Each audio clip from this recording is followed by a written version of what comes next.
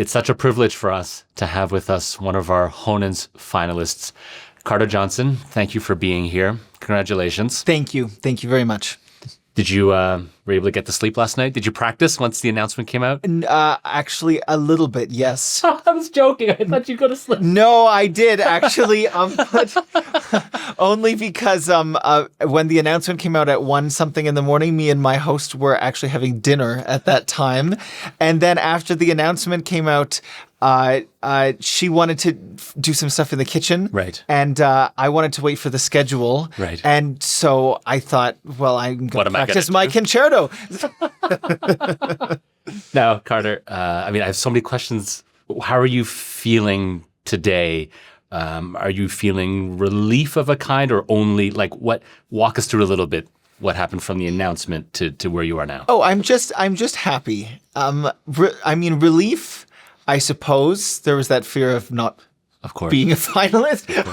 But I really love what I get to play in the finals. It's very simple, one chamber, one concerto. Right. And I just think that's wonderful. It's almost the easier round, right? Well, in terms of the program length, yes. In terms of the difficulty of the concerto, definitely not. That was your fault. You chose that. That is my fault. That is no one made him do that. That's on me.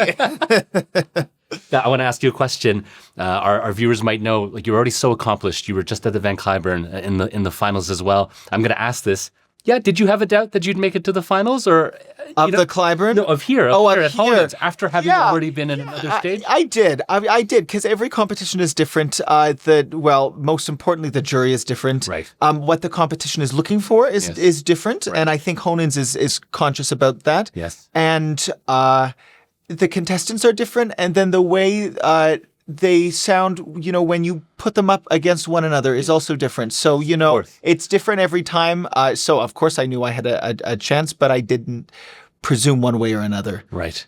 Now, what would you... I don't know if you're teaching much these days, but you certainly are doing master classes already, I'm sure. What would you tell students about the competition life? How would you, tell the next generation how to consider a competition and what is its role in artistic development?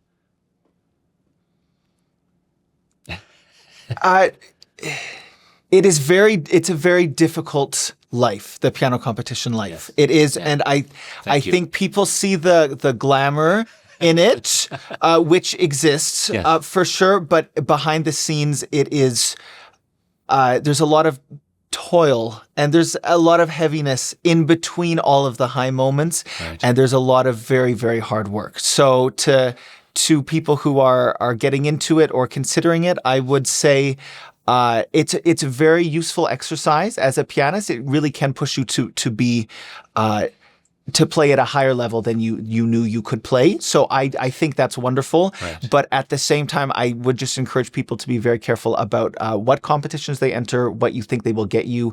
Do you want, as Stephen Hoff was just saying last night, he said, if it's a really big competition, if you win, do you want 100 concerts next year? Is right. that the life you want next year? Right. So all of those things should be considered in addition to simply, I want to win a prize in a competition. I think that's important. Thank you.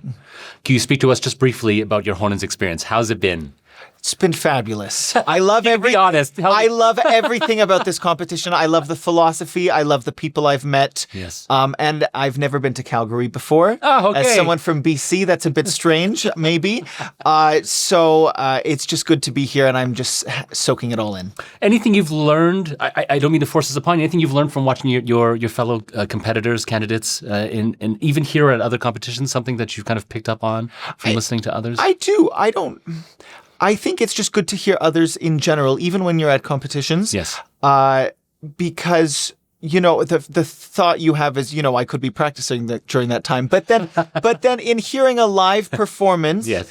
in a competition or not, yes. you learn something else, or at least I hope you should. Right. And I think from maybe each person I hear, I leave the hall with just a few things about, things that I loved, maybe something that I didn't love, or maybe it was good for them, but I have a different idea about a piece and it helped me to realize that. Yes. The important thing is to consciously try and make the most of every listening experience. Thank you, Carter. And my last question for you.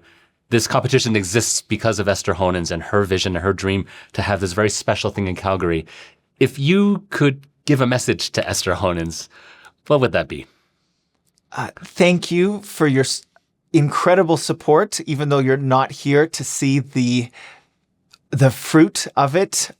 It has become a wonderful, not just a piano competition, but I think a treasured Canadian institution. So I would just want to express my deepest gratitude. Carter Johnson, finalist, thank you so much for taking this time with us. Best of luck in the competition. Thank you very much.